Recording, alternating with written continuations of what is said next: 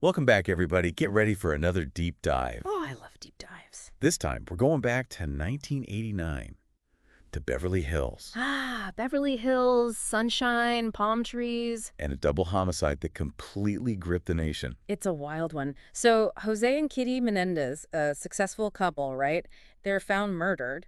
In their mansion, Yeah, and the prime suspects, their sons. Lyle and Erik Menendez. I mean, talk about a family drama. It's crazy. Everyone immediately thought spoiled rich kids, right? Totally. Especially because after the murders, they went on these insane spending sprees. Like buying Rolexes, Designer clothes. even a Porsche, I heard. Yeah, it seemed like they did it for the money. Straight up greed. It really seemed that way. Oh, But then here comes the twist. the brothers confess. And their defense is, well, unexpected. They claimed years of abuse. Horrific abuse from their father, Jose. And that's where this deep dive gets really fascinating. It's not just a whodunit anymore. It's about WHY. Yeah, like what really happened in that family. And after 35 years in prison, 35 years. there's a chance they could be released. DA Gascon's actually recommending resentencing. Wow. We've got a lot to unpack. Court timelines, news reports. We even looked at Kim Kardashian's take on all this. She's been pretty vocal about it, yeah. So let's start at the beginning. Okay, so August 1989, that's when the murders happened.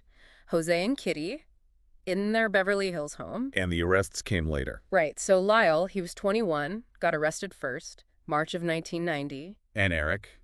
He turned himself in, just 18 years old at the time, both charged with first-degree murder. And that's when the media went crazy. Oh, absolutely. It was the golden age of court TV, you know? The Menendez trials, those were must-see TV. Everyone was glued to their screens. Trials started in 93, July 93. It was like a national soap opera, you know? A family drama playing out on TV. Totally. And the drama only intensified when they gave their pleas. Not guilty, they said. Claimed self-defense. Said they had to, after years of abuse. And at the center of that defense was, well, some pretty crucial evidence. Those tapes? The confession tapes, recorded by Erik's therapist, Dr. Ozale. So controversial, those tapes. Almost didn't make it into court because of doctor-patient privilege, you know? Right, but some parts were allowed. And they're intense. The brothers recounting the murders, Erik even says they had to put their mother out of her misery. It's heavy stuff.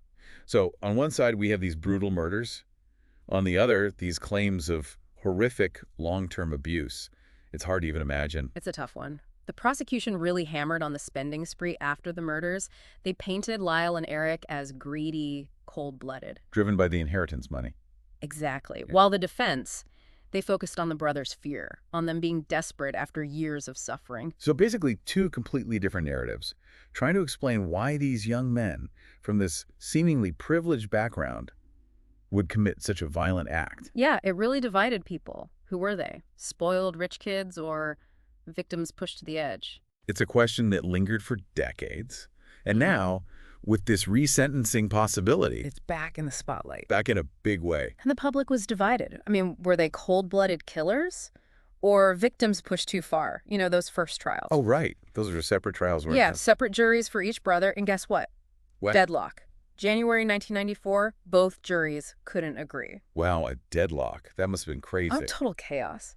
So they had a retrial in 95, Yeah. this time just one jury, and no cameras allowed in the courtroom. Interesting. So less of a media circus the second time around. Way less. And actually, a lot of the defense's evidence about the abuse, well, it got excluded this time. Oh, wow, that's a big change. It was. And then in March 1996, the verdict came guilty. Both counts of first-degree murder. Life in prison. Life without parole. Seemed like the end of the story, right? It did. But then, 2023, boom, new evidence pops up. And things get really interesting. Totally. There's that letter Erik wrote. To his cousin, right? Yeah, back in 1988, like a whole year before the murders. Oh. And he describes the abuse. Pretty detailed, too. And then there's Roy Rossello. Wait, Roy Rossello from Menudo? The Right Stuff, Menudo. That's him. He came forward, accused Jose Menendez of sexual assault. Wow. That letter from Erik especially. It's huge. Supports his claims, right, because it was written before the murders. Right. It wasn't something he just came up with later. Exactly. And those new allegations, along with how young the brothers were, their behavior in prison, and, of course, the impact of that alleged abuse. It's what DA Gascon's basing his argument for resentencing on. Yep. He wants a revised sentence, 50 years to life. Right. And because they were under 26 when it happened? They'd be eligible for parole. Under California law, yeah. But hold on, it's not a done deal. Even if the judge approves the resentencing... There's still the parole board. Right. They'll consider everything. The crime, how much the brothers have changed, if they're a danger to the public. That makes sense. But, okay, I want to go back to something we touched on earlier. Yeah. The spending spree.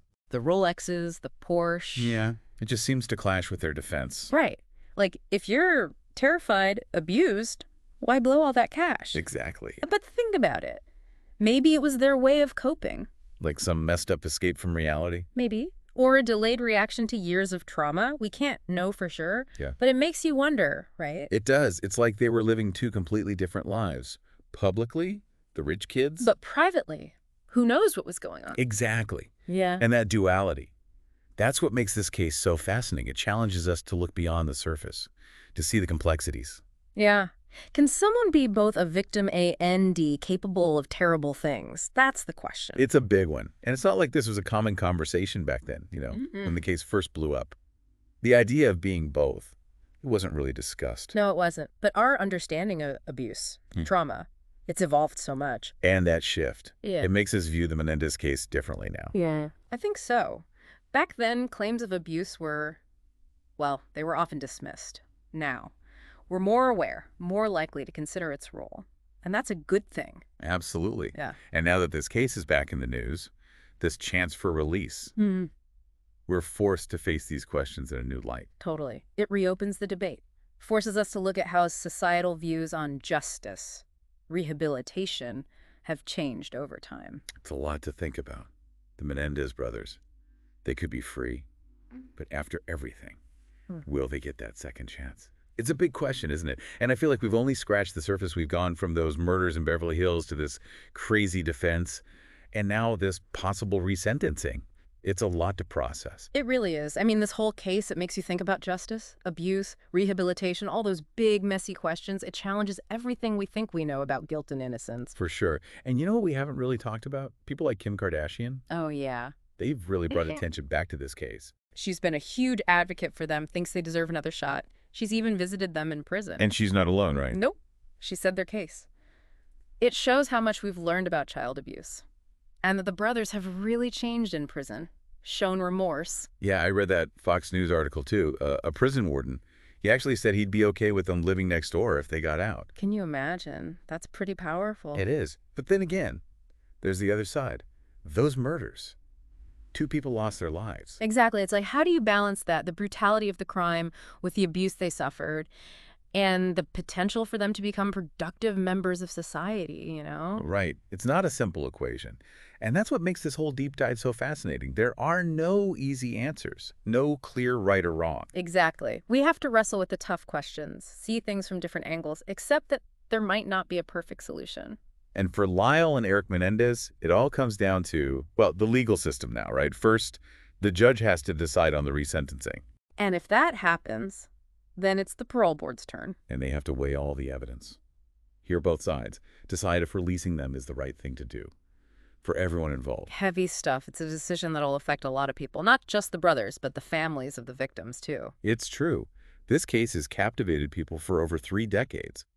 And now, with this chance for their release, it's reigniting the debate, making us question everything about guilt, innocence, what justice really means, and if redemption is even possible. You know, for me, it really boils down to this. Can we forgive someone who's done something terrible if they've truly changed? That's a question we all have to grapple with, not just with this case, but in life, too. Absolutely. Yeah. I mean, this deep dive has been a wild ride.